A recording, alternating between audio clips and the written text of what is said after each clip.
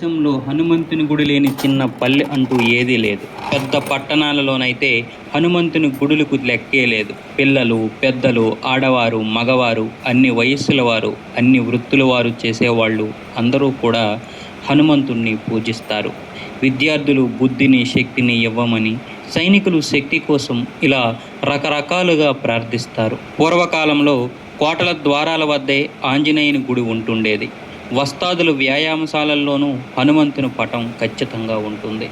రామాయణంలో వ్రాసిన కవి వాల్మీకి హనుమంతుడిని వానర జాతి వాడని అన్నాడు. అంటే చెట్లపై నివసించే జీవులు అని భావం. అయితే హనుమంతుడు, అతని సహచరులు నిజానికి అందరూ మనుష్యులే. బుద్ధి బలానికి, దేహ బలానికి, వాక్చాతుర్యానికి, వివేచనా శక్తికి మరో పేరు హనుమంతుడు. హనుమంతుడు వాయుదేవుడు కుమారుడు అని మనందరికీ తెలుసు. వాయువు అంటే ప్రాణకోటికంతటికీ జీవనాధారమైన శక్తి. అన్నం లేకుంటే బ్రతకొచ్చు, నీరు లేకుండా కొన్ని రోజులు బ్రతకొచ్చు, కానీ గాలి లేకపోతే ఒక్క క్షణము కూడా బ్రతకలేము. వాయువు అంటే ప్రాణశక్తి. అందువల్ల వాయువు కొడుకు అయిన హనుమంతుడిని ప్రాణదేవుడు అని కూడా పిలుస్తారు. ఈ హనుమంతుడి హంసతోనే ఆ తర్వాతి కాలంలో భీముడు మరియు మధ్వాచార్యులు అవతరించారు అని మనలో కొందరి విశ్వాసం. హనుమంతుడు సంగీత శాస్త్రజ్ఞుడు. నాట్యము, నాటకాల్లోనూ ప్రావీణ్యత ఉంది. అందుకే సంగీత పరులకు, నటులకు హనుమంతుడు ఇష్టదైవంగా పూజింపబడే దేవుడయ్యాడు. హనుమంతుడు మహాయోగి కూడా. దేవుడైన శ్రీరాముని సేవలో జీవితాన్ని ధన్యం చేసుకొని ఆ దేవుని ఆలింగన భాగ్యాన్ని పొందగలిగిన పుణ్యాత్ముడు హనుమంతుడు. దాసులలో అగ్రగణ్యుడు.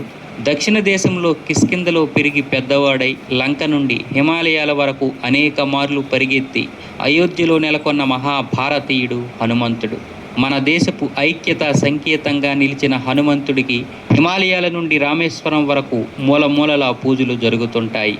దేవలోకంలో పుంజకస్థల అనే అప్సరస ఒక ఆమె ఉండేది. ఆమె మహాసౌందర్యవతి. ఏదో శాపం వల్ల ఆమె భూలోకంలో కుంజర అనే కపికి కూతురుగా పుట్టింది. ఆమెకు అంజనాదేవి అని పేరు పెట్టారు. ఒకసారి ఆమె దగ్గరలోని పర్వతం పైన విహరిస్తుండగా వాయుదేవుడు ఆమె సౌందర్యానికి ముగ్ధుడయ్యాడు.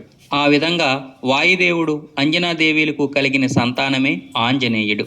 పుట్టినప్పటి నుండి ఎంతో అసాధారణ వ్యక్తిత్వం ఆంజనేయునిది.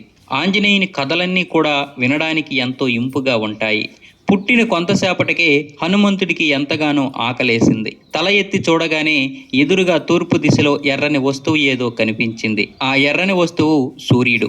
సూర్యుడిని పండుగ భావించి అది పట్టుకోవాలని ఒక్క ఉదుటున పరిగెత్తాడు. సూర్యుని సెగలు ముఖాన్ని తాకుతూ కాలుతున్నా కూడా పట్టు విడవని హనుమంతుడు పరుగెత్తుతూనే ఉన్నాడు. వద్దు వద్దని ఇంద్రుడు చెబుతున్నా అతని మాటలు లెక్క చేయలేదు. దాంతో కోపగించిన దేవేంద్రుడు తన వజ్రాయుధంతో ఒక్కసారి దండించాడు హనుమంతుణ్ణి. ఆ దెబ్బకు హనుమంతుని గదువ అణిగిపోయింది. సంస్కృతంలో హను అంటే గదువ అని అర్థం. అందుకే హనుమంతుడికి ఆ పేరు వచ్చింది. ఈ సంగతి తెలిసి హనుమంతుని తండ్రి వాయుదేవుడు చాలా కోపించాడు.